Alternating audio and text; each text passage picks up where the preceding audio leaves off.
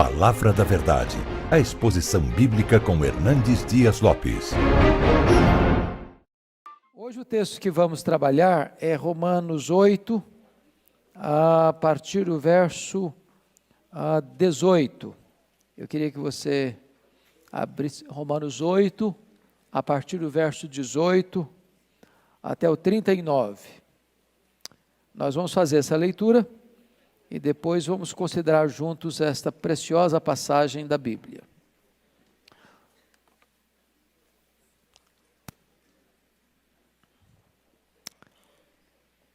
Romanos 8, a partir do verso 18.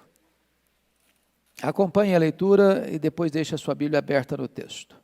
Paulo diz assim: porque para mim, tenho por certo que os sofrimentos do tempo presente não podem ser comparados com a glória a ser revelada em nós. A ardente expectativa da criação aguarda a revelação dos filhos de Deus. Pois a criação está sujeita à vaidade, não voluntariamente, mas por causa daquele que a sujeitou, na esperança de que a própria criação será redimida do cativeiro da corrupção, para a liberdade da glória dos filhos de Deus. Porque sabemos que toda a criação a um só tempo geme e suporta angústias até agora. E não somente ela, mas também nós que temos as primícias do Espírito, igualmente gememos em nosso íntimo, aguardando a adoção de filhos, a redenção do nosso corpo. Porque na esperança fomos salvos. Ora, esperança que se vê não é esperança, pois o que alguém vê, como o espera?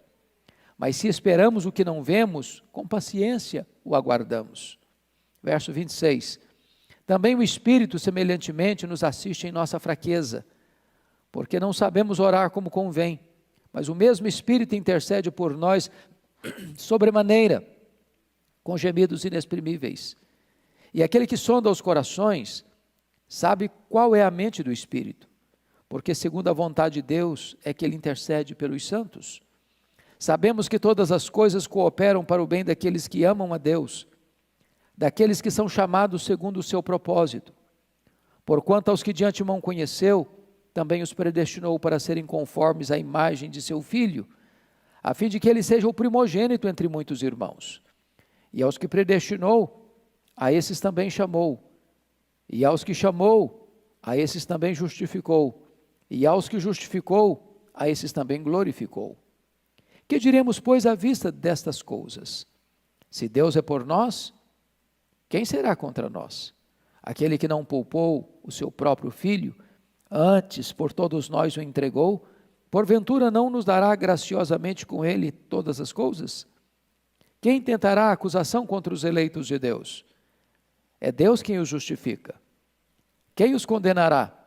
É Cristo Jesus quem morreu, ou antes quem ressuscitou, o qual está à direita de Deus e também intercede por nós.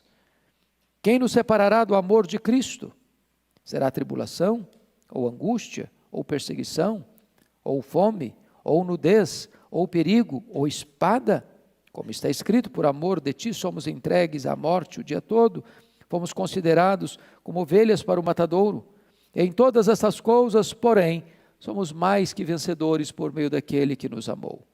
Porque eu estou bem certo de que nem a morte, nem a vida, nem os anjos, nem os principados, nem as coisas do presente, nem do porvir, nem os poderes, nem a altura, nem a profundidade, nem qualquer outra criatura poderá separar-nos do amor de Deus, que está em Cristo Jesus, nosso Senhor. Amém. Então hoje nós vamos trabalhar sobre o tema a gloriosa segurança dos salvos. Este texto é como que o ponto culminante, o apogeu, o pináculo da argumentação do apóstolo Paulo no que concerne à segurança da nossa salvação. E introdutoriamente eu diria para você que o verso 18 revela um belíssimo contraste entre o sofrimento presente e a glória futura. Se nós focarmos a nossa atenção no sofrimento que a gente passa aqui, parece que a vida perde um pouco o seu brilho. É bem verdade que muitos de nós aqui não passam sofrimentos tão profundos, tão longos, mas você conhece gente cuja vida é um calvário de sofrimento. Anos e anos, às vezes, uma enfermidade grave, anos e anos privado da liberdade, anos e anos com lutas tremendas na família, ou no casamento, ou com os filhos. Mas Paulo está aqui abrindo para nós uma clareira de conforto, dizendo o seguinte: o sofrimento que você enfrenta agora,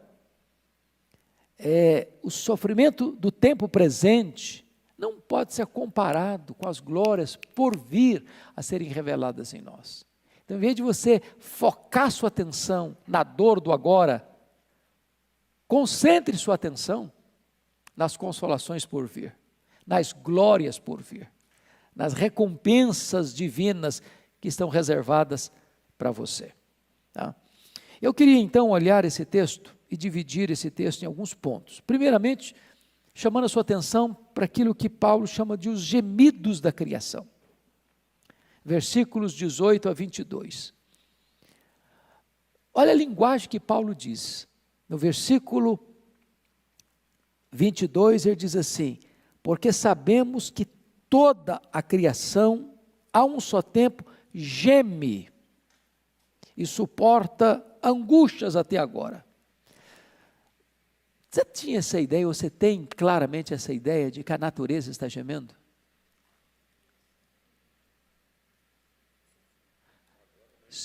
Mais do que nunca, né? Se contorcendo com cólicas intestinais. Há uma dor profunda na natureza. E é muito importante entender que quando os nossos pais caíram no Éden, eles não trouxeram, desculpa da expressão pesada, desgraça apenas para eles. A natureza também foi atingida. A terra, que era tão generosa, começa a produzir abrolhos, espinhos. Agora o trabalho, que era tão suave, agora é com o suor do rosto. E Paulo vai mostrar para nós alguns pontos. Primeiro, o cativeiro da criação. Versículo 20 diz aí que a criação foi submetida à vaidade. Você pode ler o verso 20 comigo? Vamos juntos? Pois a criação está sujeita à vaidade, não voluntariamente, mas por causa daquele que a sujeitou. Ou seja, a natureza, a criação, ela não tomou a decisão de entrar por esse caminho da vaidade, ela foi sujeita a isso. Ela não é ré, ela é vítima. Ela foi colocada nessa situação, ela não se colocou nessa situação. Agora notem em versículo 21, a criação vive prisioneira no cativeiro da corrupção, na esperança de que a própria criação será redimida do cativeiro da corrupção. Paulo escreveu, obviamente, no primeiro século, e só em 1859 é que Charles Darwin publica A Origem das Espécies, ensinando a chamada teoria da evolução. Mas Paulo está na contramão de Darwin. Ele está dizendo que o mundo não, a natureza, o mundo não está evoluindo, o mundo está o quê? Se corrompendo, se degradando, adoecendo. Ele está dando marcha ré. O mundo está prisioneiro, está num cativeiro de corrupção, de degradação. E se você perceber, no verso 22, ele vai mostrar que a criação geme e suporta angústia até agora. Geme e suporta angústia até agora. No versículo 20, você nota que a sujeição da criação é involuntária, ela é vítima dessa queda, da corrupção do homem que atinge a natureza. Então, Paulo vai mostrar para nós, nos versos 19 e 21, a expectativa da criação. Olha comigo, por gentileza, o que ele diz no verso 19. A ardente expectativa da criação aguarda a revelação dos filhos de Deus. Pense bem nisso.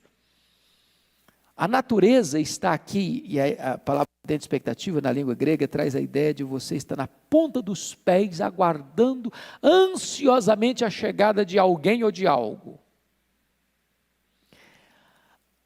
A natureza, irmãos, que foi sujeita à vaidade, sujeita à corrupção, está gemendo e suportando a angústia até agora, ela será liberta desse cativeiro, dessa prisão, dessa corrupção, dessa vaidade. Quando isso vai acontecer? Quando Jesus voltar.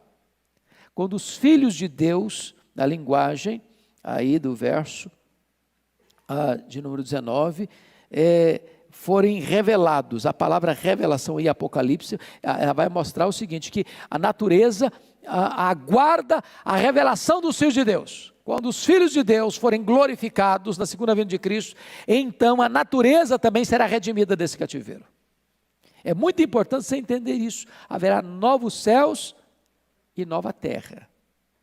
A maneira como Deus vai libertar a natureza do cativeiro é descrita graficamente em 2ª carta de Pedro, quando diz que esses céus que você vê, e essa terra que você vê, e esse cosmos que você vê, vai ser depurado. Não vai ser destruído. Não vai acabar para começar um novo. Mas esse que aí está, vai ser completamente restaurado. Restaurado.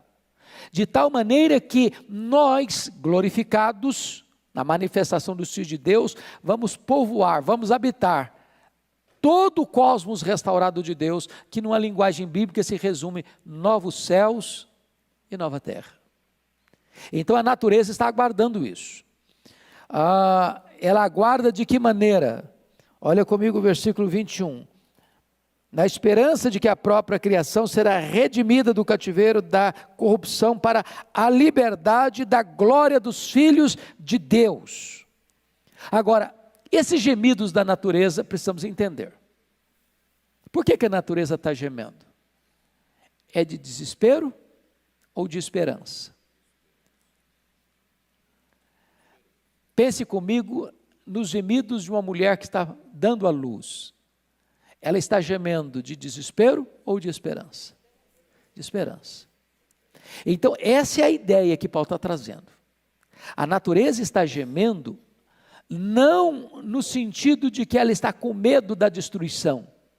Ela está gemendo na expectativa da redenção, da purificação, da glorificação, de ela ser tirada desse cativeiro, e ela ser completamente restaurada, de tal maneira que a natureza, ele está dando personificação à natureza. A natureza está aguardando ansiosamente que Jesus volte, que a igreja seja glorificada, porque no momento que Jesus voltar e a igreja for glorificada, a natureza será redimida desse cativeiro, e então nós teremos novos céus e nova terra. Então, é muito importante você perceber isso na linguagem e na teologia do apóstolo Paulo. Mas ele faz uma transição agora dos gemidos da natureza para os gemidos da igreja. Olha comigo o versículo 23. Vamos juntos, 23? E não somente ela, ou seja, a criação, mas também nós, que temos as primícias do Espírito, igualmente gememos em nosso íntimo, aguardando a adoção de filhos, a redenção do nosso corpo. Se você está observando, os gemidos da igreja também não são gemidos de desespero, mas são gemidos de esperança. Nós gememos aguardando o quê? A adoção de filhos, a redenção do nosso corpo. Então, por que você e eu gememos, diz o apóstolo Paulo aqui no versículo 22? É porque nós já recebemos as primícias do Espírito. Sabe o que significa isso? Nós já recebemos o penhor do Espírito. Sabe o que significa isso? Deus já te deu uma espécie de antegosto do céu. Deus já te deu uma espécie de prova inicial do que vai ser a glória. E então, como você já recebeu essas primícias, você já tem uma noção do que vai ser o céu, porque o Espírito Santo habita em você como garantia da sua glorificação. Você aguarda na ponta dos pés, nessa expectativa, esta adoção de filhos, a redenção do nosso corpo. E redenção do nosso corpo é uma palavra sinônima de ressurreição do nosso corpo. Onde nós teremos um corpo que não vai ficar cansado, não vai ficar velho, não vai ficar enrugado, não vai ficar fraco, não vai ficar senil. Aguardar esse corpo imortal, incorruptível, poderoso, glorioso, espiritual, celestial, semelhante ao corpo da glória do Senhor Jesus, é a razão dos gemidos da igreja. Agora, olhe mais, por gentileza, comigo. Versículo 24 e 25 diz que os gemidos da igreja não são gemidos por aquilo que se vê, mas pelo anelo do que se não vê. Ele diz no versículo 24 assim: porque na esperança fomos salvos. Ora, a esperança que se vê não é esperança, pois o que se alguém vê, como espera? Mas se esperamos o que não vemos, com paciência o aguardamos. Ele está dizendo o seguinte: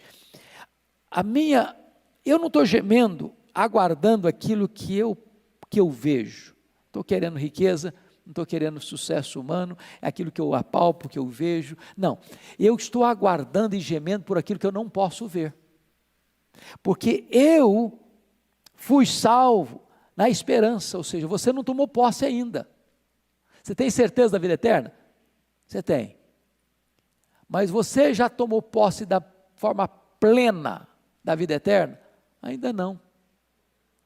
Você ainda não está na glória. Você ainda não está no céu. Você ainda não foi glorificado. Você ainda está num corpo limitado. Você ainda não está num corpo frágil. Você ainda está nesse mundo caído. Você ainda tem no seu coração inclinação para o mal. Você ainda entristece o Espírito Santo. Você ainda peca contra Deus. Você ainda fala o que você não deve falar. Você ainda faz o que não deve fazer. Você ainda deixa de fazer o que deve fazer. Você ainda nutre na sua mente pensamentos errados. Então, ainda nós aguardamos essa salvação. Temos expectativa e esperança dessa salvação, mas ela você não vê ainda. Você há de ver. E se você tem certeza de que você tem essa vida eterna, você tem o quê? Paciência para esperar. Nesse interregno da posse, direito de posse e posse plena, você aguarda, você espera, com paciência, diz o apóstolo Paulo. Pois bem, aí ele vai fazer uma outra transição, a transição do gemido da criação para os gemidos da igreja e dos gemidos da igreja para os gemidos do Espírito Santo. Aí você percebe uma coisa linda, a natureza geme, a igreja geme, Deus geme. Esses gemidos saem do limite da terra e chegam aos céus. Esses gemidos saem do inanimado da criação, ou da criação irracional, para a criação racional, que são os homens, para a própria divindade. E agora compara comigo o versículo de número 26. Também o Espírito semelhantemente nos assiste em nossa fraqueza, porque não sabemos orar como convém. Aqui tem algo que nos impressiona muito, porque ele está dizendo o seguinte: também o Espírito, qual a palavra que segue aí? Semelhantemente. A natureza está gemendo, a igreja está gemendo, o Espírito Santo está gemendo. Por que o Espírito Santo geme? Você já parou para pensar nisso? E aqui eu queria que você olhasse comigo alguns aspectos. Se Paulo está aqui nesse texto mostrando que nós temos uma segurança eterna, ele diz que essa segurança eterna não é por causa da nossa força.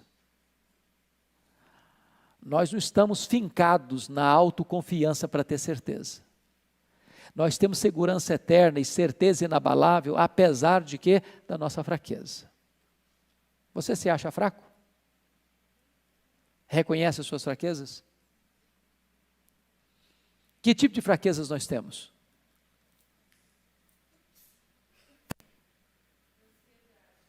Não? Ansiedade. Medo. Soberba. Soberba é uma fraqueza.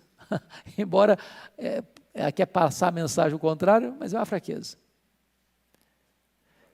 Vaidade. Tristeza. Preste atenção, nós temos primeiro fraquezas físicas. Temos ou não temos? Você nasce dependente e se você tiver uma idade bem avançada, morre dependente. Você sobe a maturidade e desce a ladeira depois de novo. Fraquezas físicas. Hoje, gente, não tem como o ser humano permanecer soberbo diante das fraquezas físicas. Você pode pegar uma mulher, por exemplo, foi Miss Universo. Quando ela está com 90 anos, a beleza foi embora, não tem jeito. As rugas aparecem. Os olhos ficam embaçados. 90 é pouco, né? Pensar 100. Não está tanto não, né?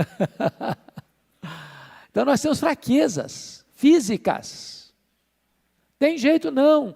O joelho do camarada não aguenta mais. Eu visitei um irmão essa semana, eu achei muito engraçado, que a casa dele é cheia de escada, ele desce a escada de baixa ré. O meu joelho não aguenta, pastor, tem que descer de fasto. Fraqueza. Fraqueza. Nós temos fraquezas emocionais, temos ou não temos? Ô, gente, tantas vezes, como vocês disseram, é ansiedade, medo, angústia, desespero até. Tem hora que você diz, meu Deus, eu não aguento mais. Tem uma fala de Paulo em 2 Coríntios 1,8 que me deixa perplexo. Paulo diz assim, vocês sabem quantas lutas eu enfrentei em Éfeso, maiores do que minhas forças, a ponto de desesperar-me da própria vida.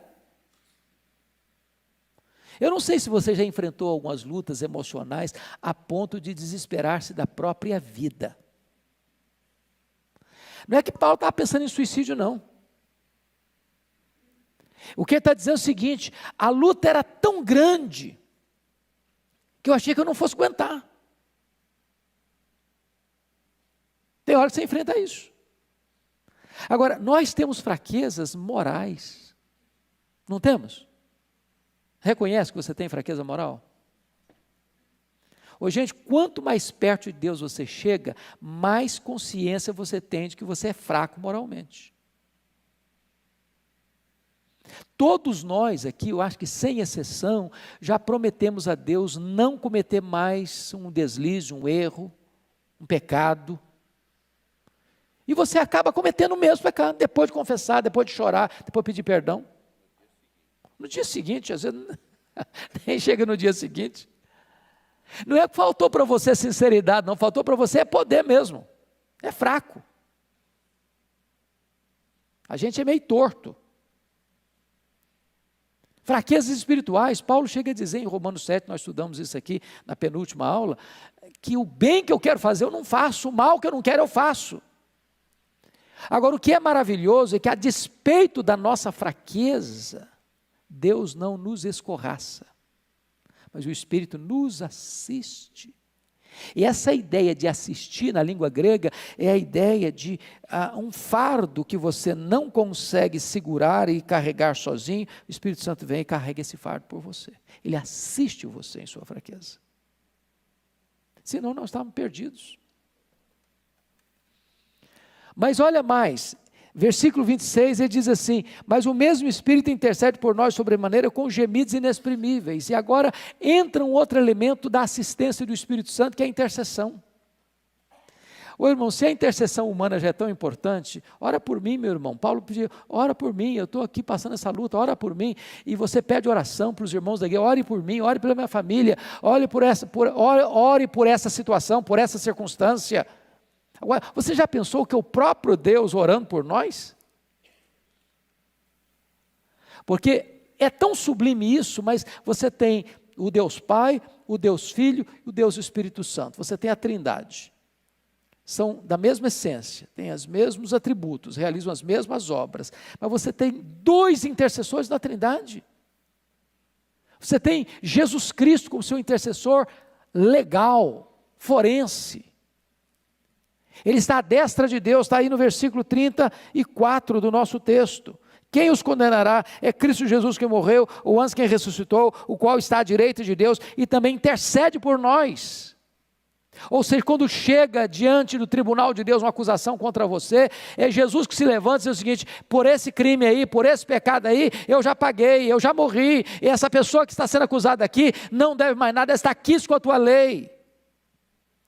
É por isso que não tem condenação sobre a sua vida. Mas agora, Paulo vai dizer que você tem um segundo intercessor na Trindade, que é o intercessor existencial. Se o Filho intercede por você à direita de Deus Pai, o Espírito Santo intercede por você, em você, ao Deus que está sobre você. É a divindade em nós, orando a divindade sobre nós. Você parou para imaginar o que é essa intercessão do Espírito Santo? O texto nos diz que essa intercessão tem 3 características. Primeiro, ela é intensa. Ele intercede por nós de que maneira? Sobremaneira. Isso é uma palavra de ênfase.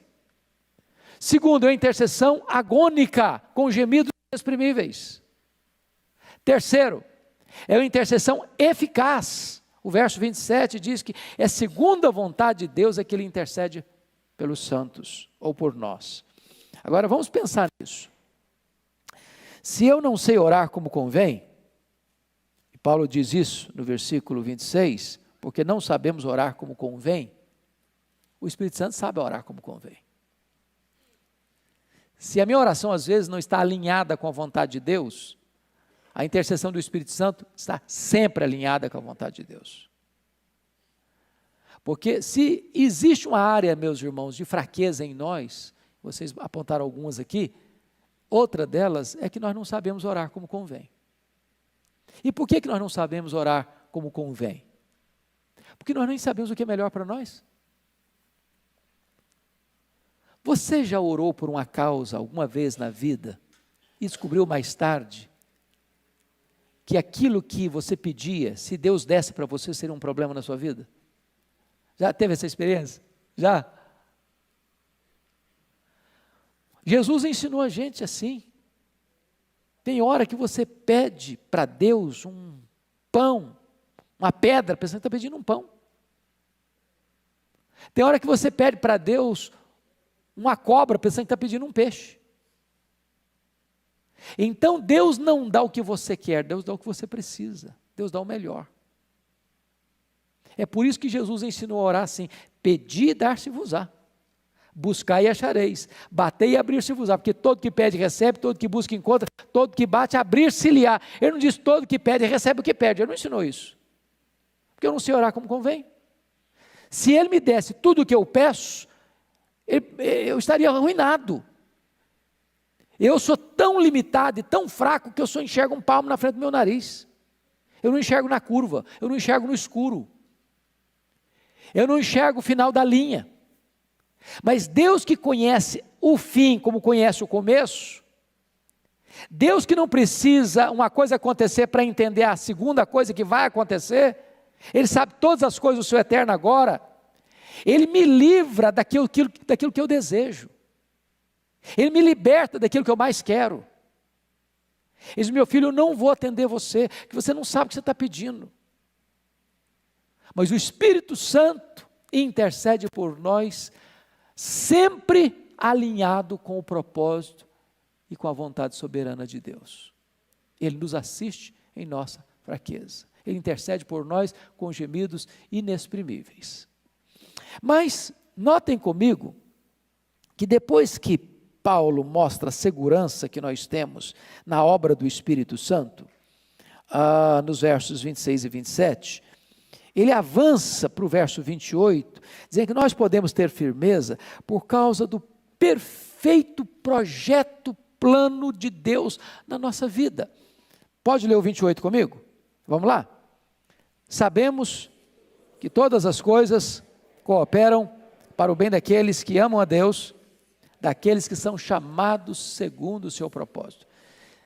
De todos os tantos versículos da Bíblia, se eu pudesse escolher um só, escolheria esse. Esse texto para mim é de uma riqueza incomparável. E eu gosto da maneira como Paulo começa, sabemos. Ele não diz assim, sentimos. Ele diz, sabemos.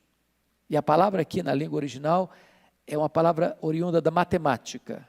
É um termo exato. Não tem possibilidade de variação. É isso mesmo. É concreto. É objetivo. É categórico. Sabemos. E sabemos o quê? Que algumas coisas, que as melhores coisas, todas as coisas cooperam para o bem daqueles que amam a Deus. Mas, irmãos, entender isso é muito importante. Porque vejam comigo, por favor. Se eu não entender bem esse versículo, eu posso chegar a conclusões perigosas. Primeiro, Paulo está ensinando que todas as coisas que acontecem com você e comigo são coisas boas. Ele está dizendo isso? Hã? Porque algumas pessoas acham que é isso que Paulo está escrevendo aqui. Então preste atenção. Enquanto nós vivemos neste mundo aqui, coisas más podem acontecer conosco. Você acha que um crente andando na rua sofrendo uma bala perdida, isso é coisa boa?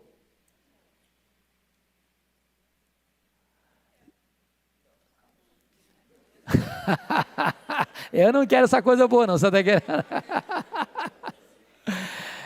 Veja bem, o camarada vai ao médico, ele é um pai de família, uma mãe de família, ou um filho de família, seja o que for, e eu falo, olha, você está com câncer, é um câncer agressivo, e sua estimativa de vida é 1 ano, isso é uma coisa boa? Não, não é uma coisa boa. Você precisa sustentar a sua família, você já está para lá dos 40, o mercado já está complicado, e você depende desse salário para sustentar de maneira digna a sua família. Você chega na empresa, vai lá no RH e acerta as contas lá porque você está despedido. Isso é uma coisa boa? Não. Você está andando na rua, passa um assaltante e pega a sua carteira, ou pega um objeto pessoal seu, um relógio, uma joia, e além de pegar o que você tem, lhe dá um tiro. Isso é uma coisa boa? Não. Não. Então preste atenção. Nem tudo que acontece conosco são coisas boas. E Paulo não está dizendo isso. Segunda coisa que é importante. Todas as coisas cooperam para o bem daqueles que amam a Deus. Todas as coisas cooperam. Significa que essas coisas têm independência para agir?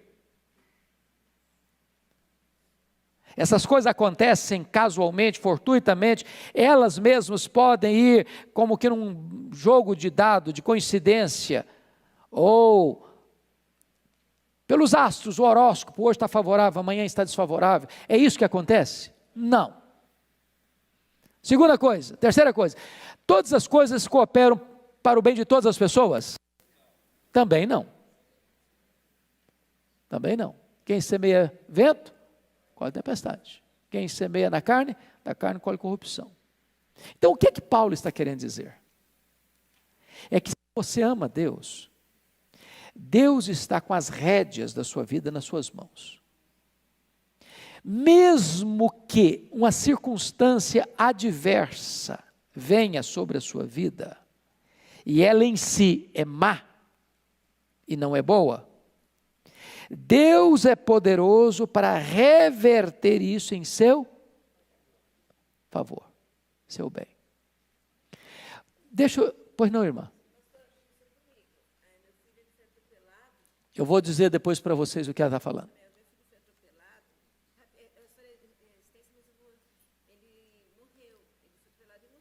Uhum. O cara fugiu, e depois que Claro que foi. Ela está dizendo que o filho dela foi atropelado e veio a óbito. Foi uma coisa ruim? Óbvio que foi. É óbvio, uma dor indescritível. Um pai e uma mãe enterram um filho. Mas depois desse fato, a vida dela foi transformada, a família dela foi transformada, impactada. Deus reverte uma situação adversa, uma coisa boa para nós. A Mantina Dornovação, que foi pastor da Catedral do Rio muitos anos, escreveu um livreto sobre este texto, e ele disse que um dia um jovem se aproxima dele e diz: pastor, eu queria que o senhor fosse pregar num culto de ações de graças, que eu estou oferecendo a Deus. Eu passei longos anos enfermo, e eu estou curado, e eu queria dar um culto de ações de graça. Eu falei: meu irmão, é mais do que justo que nós agradeçamos a Deus pela sua cura. Eu falei: não, pastor, mas eu não quero agradecer a Deus pela minha cura, eu quero agradecer a Deus pela minha enfermidade.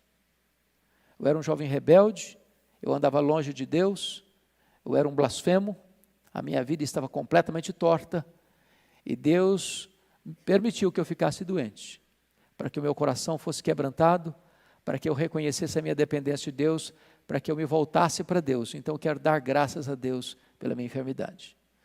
Deus é poderoso para reverter. Talvez você possa estar olhando para a sua vida hoje e dizendo o seguinte: pastor, mas se esse negócio é assim, eu acho que na minha vida funciona não, porque está tudo de ponta cabeça. Então, a complicação. Se eu contar a minha história para o senhor, até pedra chora. Tem hora, deixa eu dizer uma coisa importante aqui para vocês, tem hora que você não vai entender o que Deus está fazendo na sua vida, e Deus nem prometeu que você vai entender também.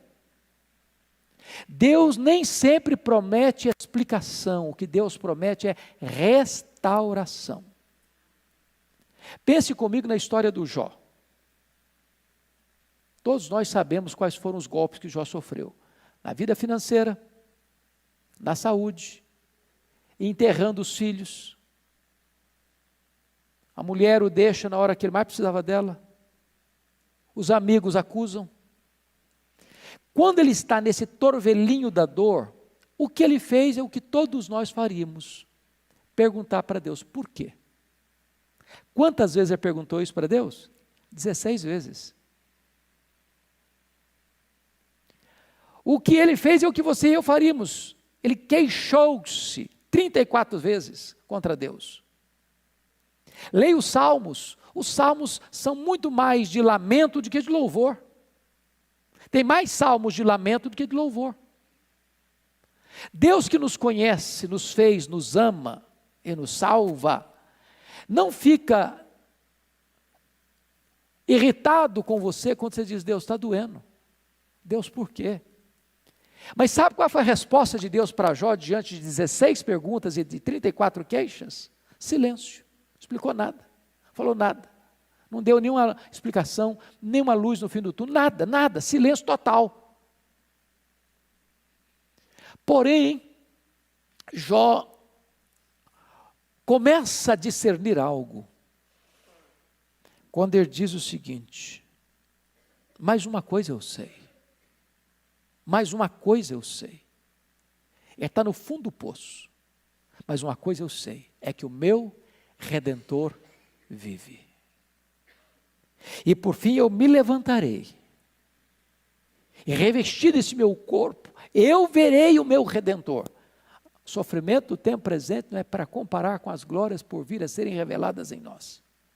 E dizer: se Deus existe, e Ele é bom, e Ele é soberano, e Ele vai me levar para a glória, a despeito do drama que eu estou vivendo hoje, porque Ele inspira canções de louvor nas noites escuras. Quando Deus se revelou a ele, Deus não explicou nada. Você já percebeu isso? Leia Jó 42, e Deus não deu nenhuma explicação para ele. Deus foi se revelando para ele. E quando Deus se revela para ele, ele descobre algumas coisas. Agora eu sei que tudo podes, nenhum dos teus planos pode ser frustrado. Eu te conheci só de ouvir, mas agora os meus olhos te veem, por isso eu me abomino no pó e na cinza.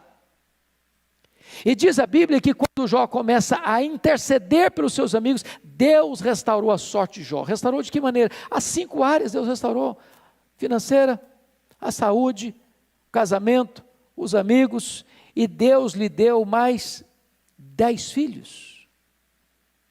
Uma das coisas mais lindas que eu pude entender na Escritura, e que às vezes faz parte do nosso vocabulário humano, e é muito comum se escutar isso num funeral: perdemos a pessoa. Perdi meu pai, perdi minha mãe, perdi meu filho, perdi meu irmão. Essa não é uma linguagem bem apropriada que deveríamos usar.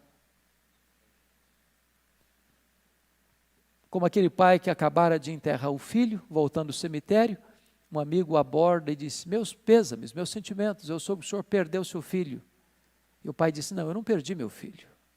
Você perde alguém quando você não sabe onde ele está e com quem ele está. Eu sei onde está meu filho, com quem está meu filho. Eu não perdi meu filho. Quando a Bíblia diz que Deus restaurou a sorte de Jó, Ele deu em dobro, até nos filhos, Deus deu em dobro. Porque agora tinha 10 filhos no céu e 10 filhos na terra. Então, tem hora que Deus não explica o que Ele está fazendo.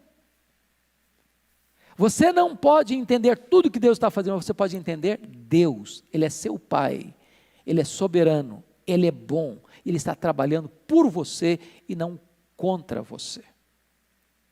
Uma boa maneira de explicar isso é a experiência que aconteceu com Albert Einstein, quando ele veio à América, depois do seu sucesso com a teoria da relatividade. Alguém chega e pergunta para sua esposa, uma repórter, logo que ele desembarcou, perguntou para ela assim, que o acompanhava: a senhora compreende a complexa teoria da relatividade pela qual o seu marido é tão famoso no mundo? Ela respondeu: não, eu não compreendo a complexa teoria da relatividade pela qual meu marido é tão famoso no mundo, mas eu compreendo o meu marido. Eu compreendo o meu marido. Às vezes, irmãos, nós olhamos para a vida pelo avesso. Pelo avesso. Pelo avesso que eu estou dizendo, é só olhando o sofrimento do tempo presente, sem equilibrar isso no prato da balança com a glória por vir. Um pastor foi visitar uma jovem que tinha sepultado a sua mãe, e a moça estava muito amargurada com Deus. Nas palavras de Philip Yancey, decepcionada com Deus. Aí o pastor está visitando a moça, ela desfilando a sua mágoa, a sua revolta, a sua tristeza com Deus, etc, etc, etc, etc, e fazendo um bordado à mão, conversando com o pastor e fazendo bordado. Já aconteceu isso com você? Você faz uma visita para alguém, a pessoa está fazendo alguma coisa, ela continua fazendo, e você está conversando, ela está continuando o seu trabalho? Pois é, desse jeito.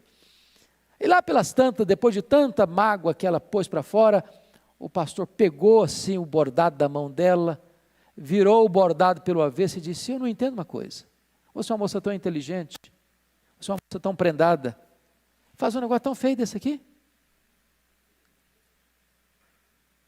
Aí ela ficou chocada, disse: mas também o senhor está olhando o negócio pelo lado avesso, como é que o senhor vai ver beleza? Aí o pastor disse: filha, você está muito magoada porque você está olhando a vida pelo lado avesso. Olhe pelo lado direito.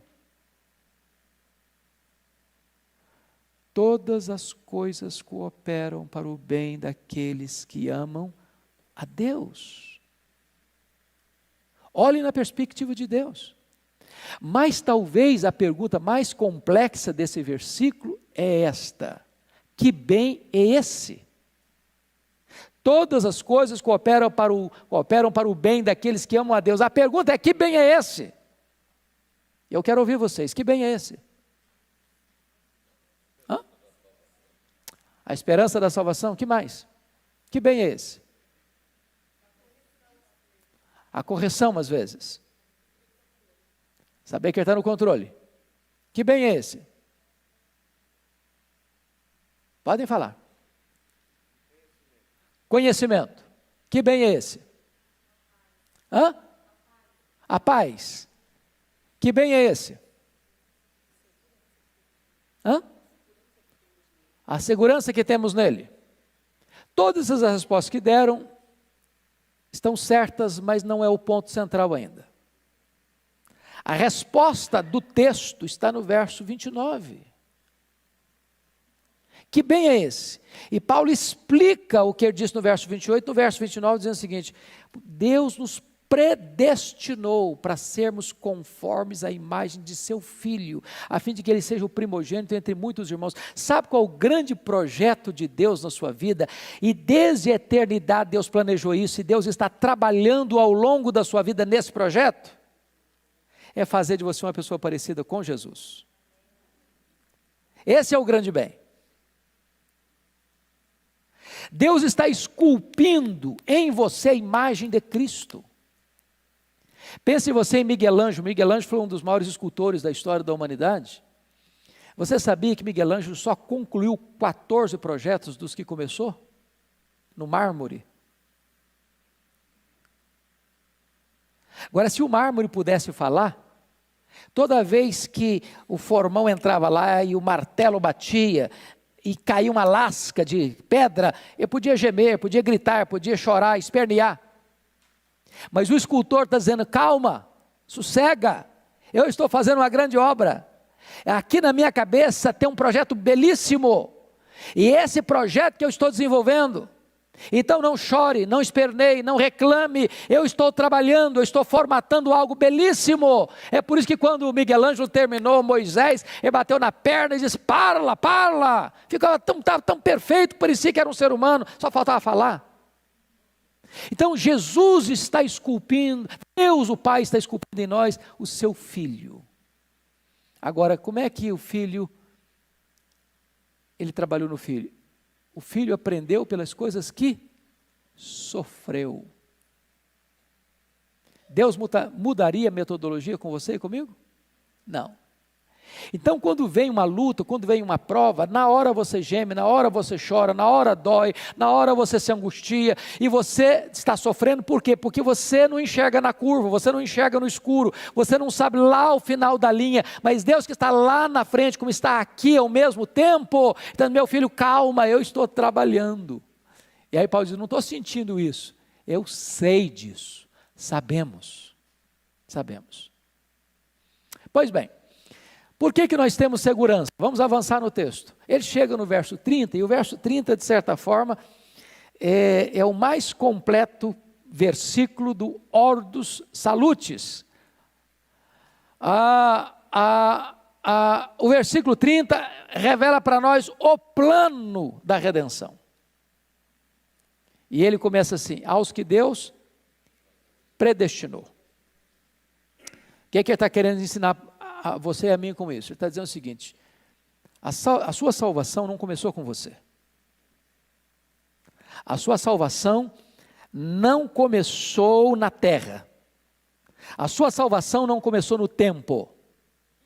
A sua salvação foi planejada por Deus, determinada por Deus, antes que houvesse mundo, antes que você nascesse. Então, não foi você quem escolheu Deus, foi Deus quem escolheu você. Não foi você que passou a amar a Deus, para Deus então te amar. Não, você só ama a Deus porque Ele amou você primeiro. Pergunta: Deus escolheu você por quê? Porque Ele previu que você ia crer, então Ele escolheu? Não. Está escrito em Atos 13, 48 assim: todos quantos foram predestinados para a vida eterna, creram. De tal maneira que a fé não é a causa da predestinação. A fé é consequência da predestinação. Você não foi eleito porque creu. Você creu porque foi eleito. Sabe o que acontece isso?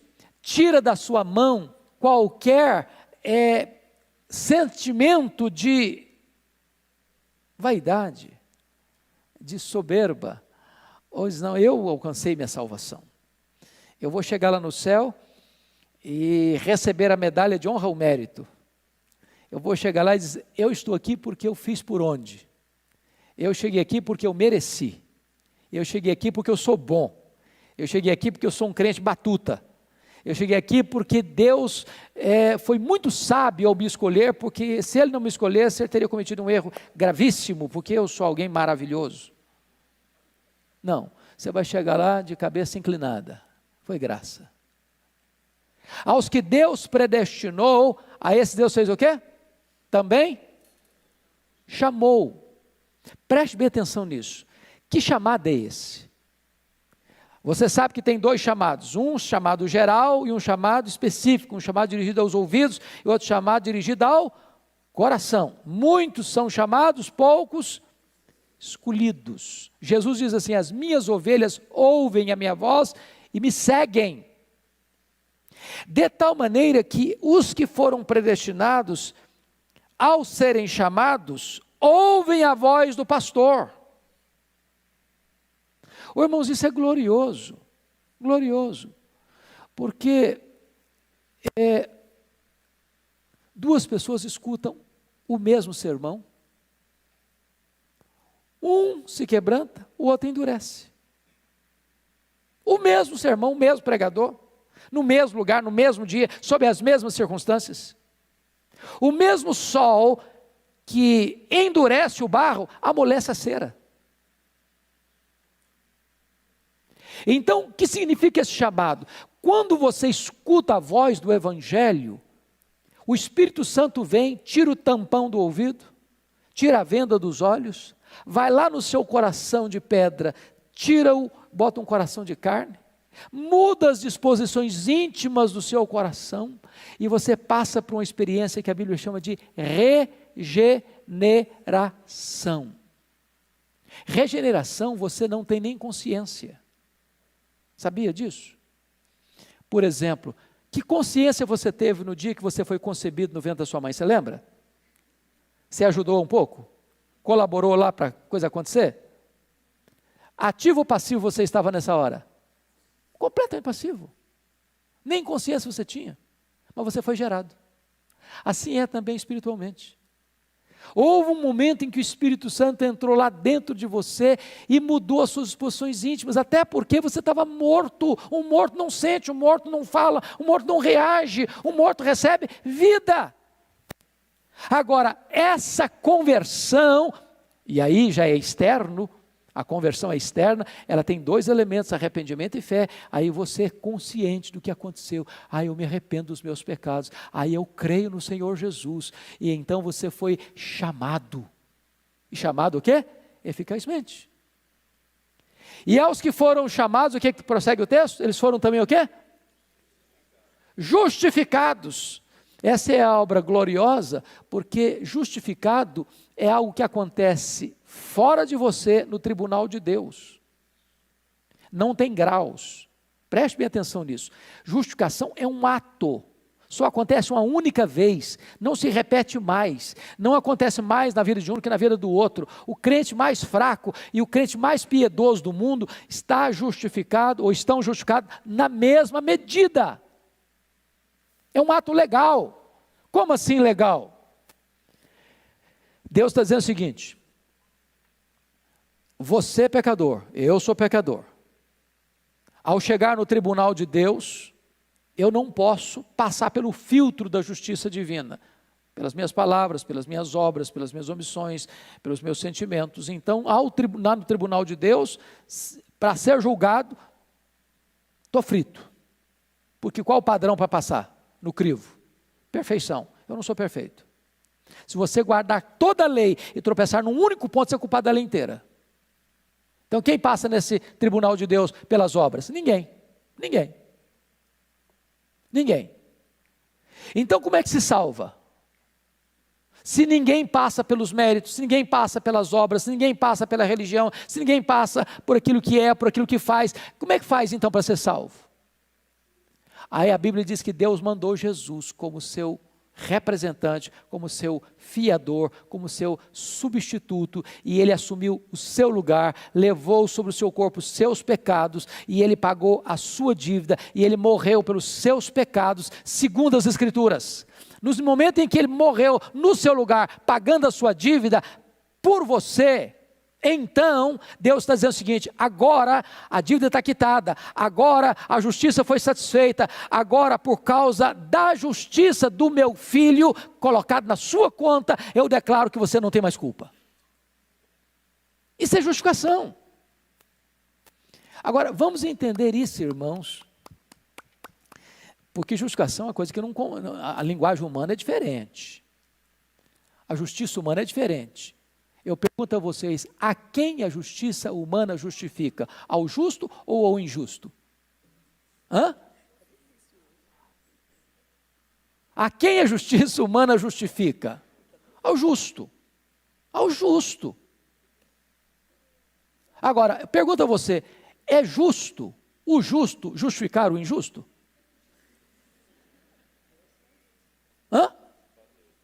Não é justo. Mas Deus é justo e o justificador do que crê. Como é que Deus pode continuar sendo justo quando Ele justifica o injusto? É que na verdade, eu sou injusto, mas o justo morreu por mim. Então, quando o justo morreu por mim, a justiça do justo, atribuída a mim, que sou injusto, me leva a ser justificado diante do tribunal justo de Deus. Isso é justificação. Agora, preste atenção nisso. Justificação é um ato que não pode ser desfeito. Pense comigo hoje quando um criminoso vai para um julgamento na primeira instância. Aí o que acontece? Vamos imaginar que ele foi inocentado na primeira instância. Aí a pessoa que está com a demanda judicial lá, acha que a justiça, que a decisão não foi legal, não foi boa, não foi justa, apela para uma segunda instância. E aí imagine que ele ganhou na segunda instância, não, mas apela para a terceira instância. Aí na terceira instância ou na quarta instância, não, realmente o processo estava errado e a pessoa é condenada. No caso do crente não tem chance, sabe por quê? Porque o tribunal que declarou você justo é o Supremo Tribunal Federal do céu. É o Supremo Pretório Divino. Não tem mais apelação. Não tem mais instância superior a quem recorrer. É por isso que Paulo pergunta no verso 33 assim: quem tentará acusação contra os eleitos de Deus? O que está escrito? É Deus quem os justifica. E aí é da base legal no verso 34. Quem os condenará? Aí é da base legal por que não tem chance de você ser condenado. Foi Cristo quem morreu. Ou antes quem ressuscitou, o qual está à destra de Deus e também intercede por nós. Sabe o que ele está dizendo? Deus é justo para não punir o mesmo crime duas vezes. Se Ele puniu no seu filho, não vai punir em nós. Louvado seja Deus. No dia que você entender a doutrina da justificação, o seu coração descansa. Descansa. Você não foi salvo porque você é bom, você não foi salvo porque você merece, você foi salvo porque o justo morreu por você que é um pecador. Pois bem, Paulo conclui assim: e aos que justificou, a esses também o quê? Glorificou. Aí a palavra glorificação aí vira verbo, né? Glorificou. Qual o tempo desse verbo aí? Quem é bom de português? Qual o tempo? Que pretérito é esse aí? Pretérito perfeito. Perfeito. Que é, na nossa linguagem mais simples, é passado. É um fato o quê? Consumado. Consumado. Agora, vamos entender mais um pouquinho. E aos que justificou, esses também glorificou. A glorificação já é um fato histórico consumado? Sim ou não? Não. Você já foi glorificado? Eu não fui ainda. Eu ainda sou um miserável ainda. Mas por que está no passado? Pois não, minha irmã?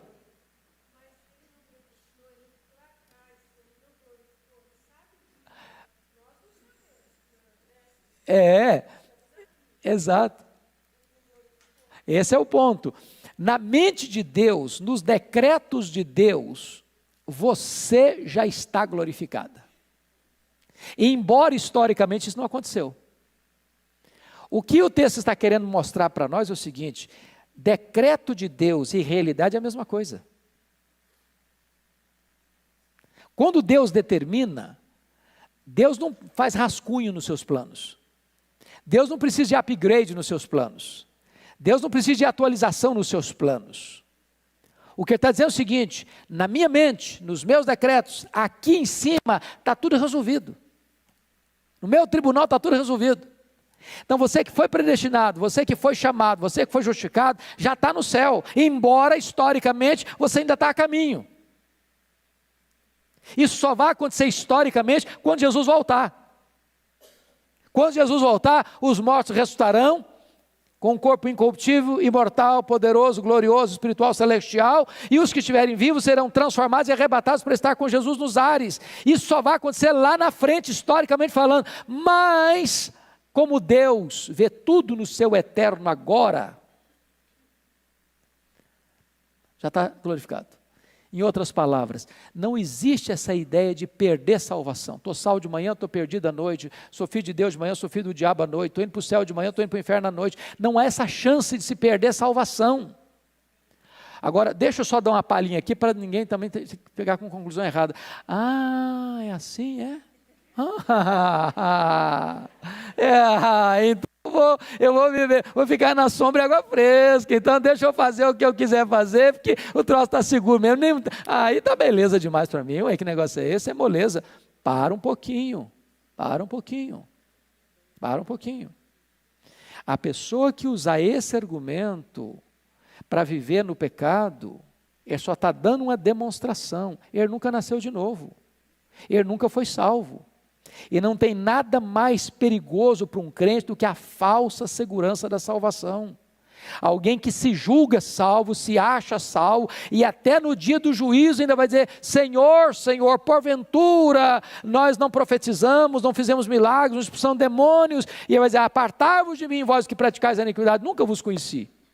Então presta atenção nisso. Se uma pessoa é salva, ela não ama o pecado é um acidente na vida dela. Quando ela comete um pecado, e comete, ela fica triste. Mas se alguém tem prazer no pecado, se alguém tem prazer naquilo que entristece o coração de Deus, isso se chama prática de pecado. Aquele que pratica o pecado é escravo do pecado. Aquele que pratica o pecado nunca viu a Deus. Está claro isso, irmãos? Claro? Pois bem, nós ainda temos ainda mais 5 minutos. A partir daqui, Paulo vai fazer 5 perguntas retóricas para mostrar para nós a nossa segurança de salvação. Primeira pergunta retórica, verso 31. Se Deus é por nós, quem será contra nós? Sabe o que ele está dizendo? Deus é por você, Deus está do seu lado. Se Deus está do seu lado, não tem derrota na sua vida. Segunda pergunta, versículo 32, aquele que não poupou seu próprio filho, antes por todos nós o entregou, porventura não nos dará graciosamente com ele todas as coisas? Pense nisso, no maior e no menor, no mais importante e no menos importante. Se Deus nos deu o mais importante, o melhor, o seu próprio filho, você acha que sonegaria a você agora as outras coisas? Ele faria o maior e deixaria de fazer o menor? É um argumento lógico. Paulo é irresistivelmente eloquente na sua lógica. Impossível. Porque ele já nos deu prova de que ele deu o máximo, ele deu a si mesmo, ele deu o seu filho. Terceira pergunta, versículo 33. Quem tentará acusação contra os eleitos de Deus? A Bíblia diz que o diabo é o nosso acusador. E tem outras pessoas que parece que também imitam o papel do diabo e acusam. É por isso que a palavra lá em Timóteo, quando fala de acusadores, a palavra lá é diabolos. Dá uma olhadinha, por favor. 1 Tessalonicenses, 1 Timóteo capítulo 3,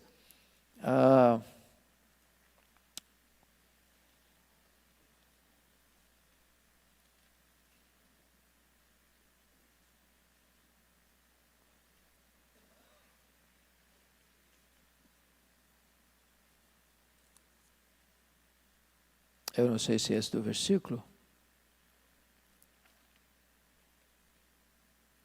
Depois eu preciso conferir, sou inimigo de contendas. A palavra é diabolos. E diabolos é a palavra do grego para acusador. Quem tentará acusação contra os eleitos de Deus? Quem? 3,6? Cadê? Cadê? O que está escrito? Não é não. É a palavra acusador, esse é o seu termo no grego lá. Daqui a pouco eu ver se eu recordo o versículo. O ponto básico que eu quero destacar aqui para vocês é o seguinte. A terceira pergunta: quem os condenará? Não, a pergunta: quem tentará acusação contra os eleitos de Deus? Versículo 33. É Deus que os justifica. Em outras palavras, pense comigo no tribunal, e está falando de tribunal mesmo. Condenação, absolvição, justificação, são linguagens de tribunal. Deus é o supremo. E ele está dizendo o seguinte: você está justificado. Se ele está justificado, a justificação precisa ter uma base legal. Não é apenas uma declaração. Quando um juiz diz você está justificado, preste bem atenção nisso, irmãos. Tem que ter uma base legal.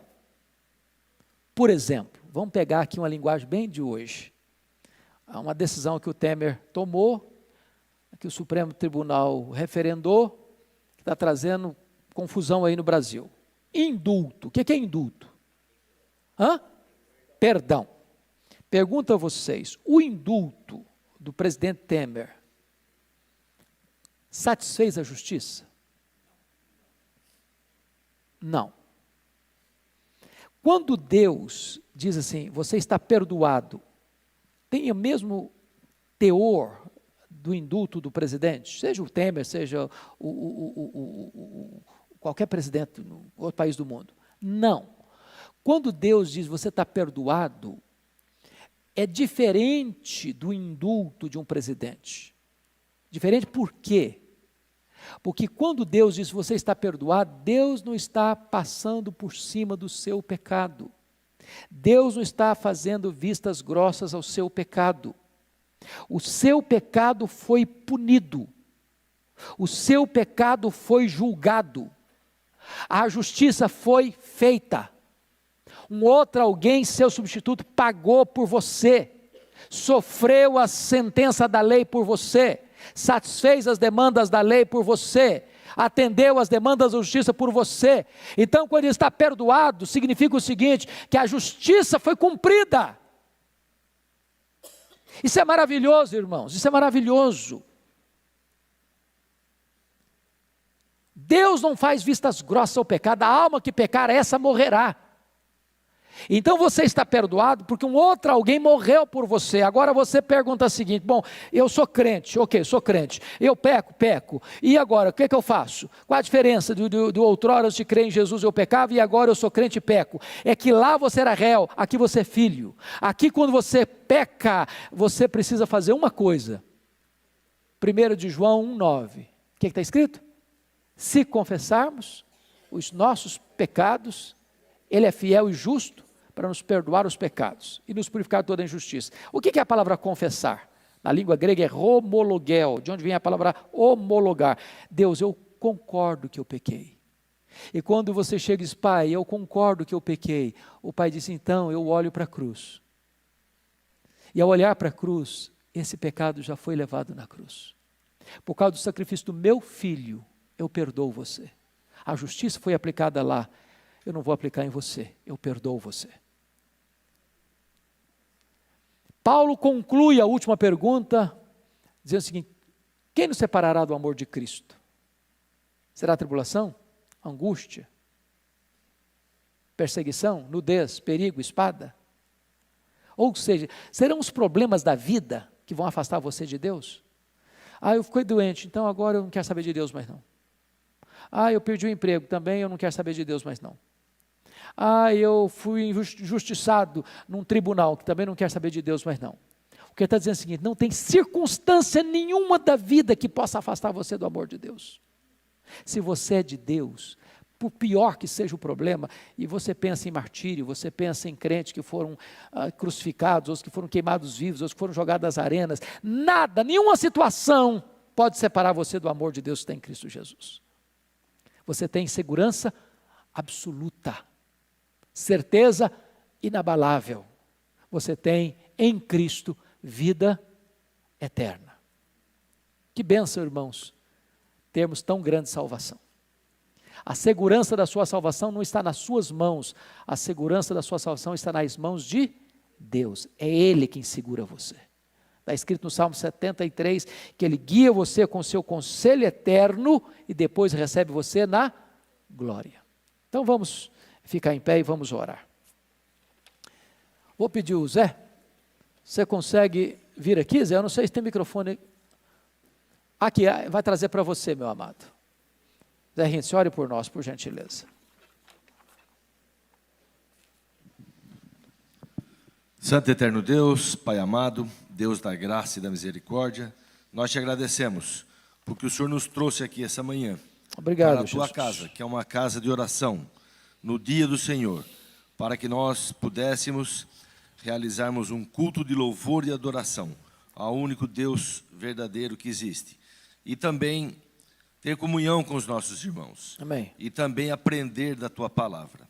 E agora nós te agradecemos mais uma vez por essa salvação. Te agradecemos pelo teu Filho Jesus, que veio a esse mundo. E aí pagou todos os nossos pecados, derramando o seu precioso sangue. Amém. E nós te agradecemos e te pedimos que o Espírito Santo que habita em nós nos ajude para que possamos reconhecer os nossos pecados e para que possamos também nos entristecermos cada vez que nós pecarmos, porque nós somos salvos, nós somos justificados e nós temos a certeza absoluta que por causa do sacrifício de Jesus, somente por causa disso é que nós teremos a salvação. Nós estamos aqui nessa vida como passageiros e iremos para Jerusalém celestial, viver a vida eterna com o Senhor, com Jesus e com todos os santos. Amém. Fica conosco, nos dê um bom dia na tua presença, nos abençoa, também fica com o reverendo Hernandes, Amém. com o reverendo Arival, no segundo culto que nós teremos agora.